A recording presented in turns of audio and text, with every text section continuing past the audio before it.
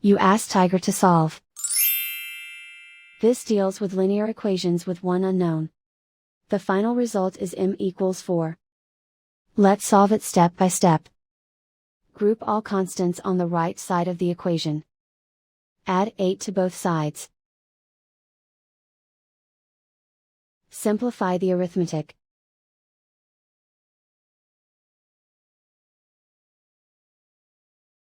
Isolate the m.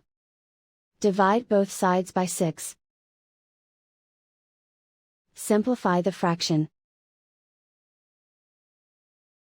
Find the greatest common factor of the numerator and denominator. Factor out and cancel the greatest common factor. And so the final result is m equals 4.